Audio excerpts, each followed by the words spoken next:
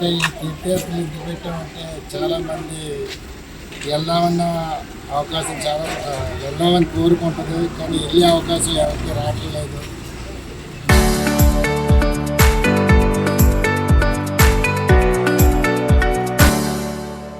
ఇంట్లో ఇబ్బందులు, కొడుకు వెళ్ళొచ్చు అనొచ్చు, కోళ్ళు వెళ్ళొద్దు అనొచ్చు, ఇవన్నీ పడలేక మీరు కొడుకు తీసుకెళ్ళలేడు, కోళ్ళ పంపించలేడు, అవన్నీ ఇబ్బందులు పడుతున్నారని నేను ఈ కార్యక్రమాన్ని ముందుకు తీసుకెళ్లాలని ఇలాంటి వాళ్ళందరినీ తీర్థయాత్రలు చేస్తే నాకు చాలా మీకు వచ్చిన పుణ్యం లేదు, నాకన్నా కొంత వస్తుందని నేను పనిచేస్తున్నానమ్మా.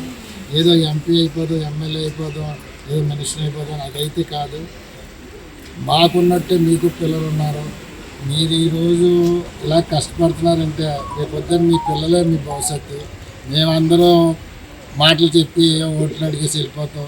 ముందు మీ పిల్లల్ని మీ కుటుంబాన్ని కాపాడుకున్నాము. మేమందరం తర్వాత, ముందు మీ పిల్లలు ఇంపార్టెంట్. మీ పిల్లల గురించే కదా మీరు ఇదంతా చేస్తున్నారు. ఎవరికో సేవలు చేస్తున్నారు, వాళ్ళు లాస్ట్లో హ్యాండ్ ఇస్తారు. మీ ఆయన ఇంటికాడ కరెంట్ బిల్లు అడిగితే డబ్బులు ఇవ్వడం, కానీ బోర్డు అట్టుకెళ్ళి మాత్రం ఎమ్మెల్యే బోర్డు పెడతారు. ఇంటికాడ డబ్బులు అడిగితే ఎవరు. ఇవన్నీ మీరు ఇబ్బందులు పడి పిల్లల్ని ఎలా పోషించాలన్నారు. వీళ్ళ రాజకీయాల్లో తిరగటమే తప్పి వీళ్ళ భుజాలు అరిగిపోతుందని చెప్పించి వీళ్ళకి తెలిసిపోవడం లేదు. ఏదన్నా మూతపడ్డ ఇండస్ట్రీ ఏదైనా ఉంటే తెరిపిస్తే, ఆ ఊర్లో తెరిపిస్తే అక్కడ 100-150 మంది ఇంటికాడ నుంచి ఒక గంట అక్కడికి వెళ్ళి పని చేసుకుంటే వాళ్ళకి శాలరీ వస్తుంది. శాలరీ వస్తే వాళ్ళ కుటుంబాన్ని పోషించుకుంటారని మేము ఆ ఆలోచనతో వెళ్తున్నాం. కానీ ఏదో డబ్బు సంపాదించాలంటే ఇవన్నీ చేయవలసిన అవసరం లేదు. వచ్చిన వ్యాపారం చేసుకోవచ్చు, డబ్బులు వచ్చిన డబ్బులు నేను ఎలా ఖర్చు పెట్టాలి, వీళ్ళని ఎలాగ అభివృద్ధిలోకి తీసుకురావాలన్న జయం తప్పించి నాకు రెండోది ఏమీ లేదు. మీరు బాగుండాలి, మీ కుటుంబం బాగుండాలి. మేమందరం బాగానే ఉన్నాం. మీ బతుకులు ఎవరు చూసేవాళ్ళు లేదు. మీరు ఎంత ఇబ్బందులు పడుతున్నారు. పిల్లవాడికి ఫీజు కట్టాలంటే ఇబ్బంది. ఎందుకు ఇబ్బంది అంటే మీ ఆయనలు ఎవరో ఒకరి దగ్గర చాకరీ చేస్తున్నారు, వాళ్ళేమో లాస్ట్ వత్తులో బోర్డు తిప్పుతున్నారు. వాళ్ళు మాత్రం ఏం చేస్తారు, నమ్మి మోసం చేస్తున్నారు. అటువంటిది ఏమి ఎన్ఆర్ వస్తే అటువంటిది ఏమి జరగదు.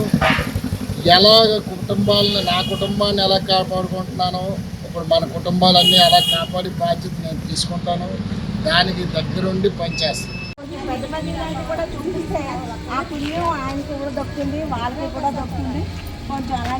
అదేనమ్మా, ఈవేళ మూతబడిన ఫ్యాక్టరీలు 7 నియోజకవర్గాల్లో కూడా ఎక్కడెక్కడ ఏ ఫ్యాక్టరీ మూసుకొని ఉందో అలాంటి దానికి ఎంతోమంది చదువుకున్న వాళ్ళు చాలామంది ఉన్నారు.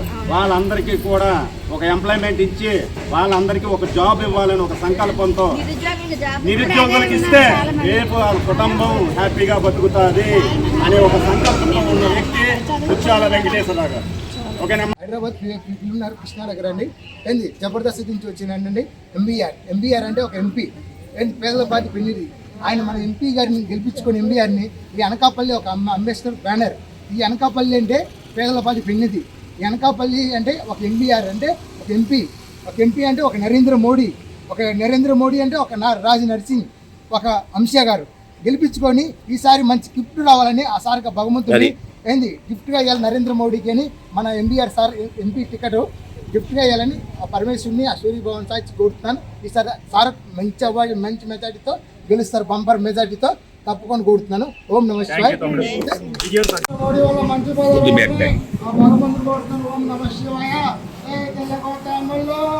నరేంద్ర మోడీ, మన BJP party, Raj nursing sir మధ్య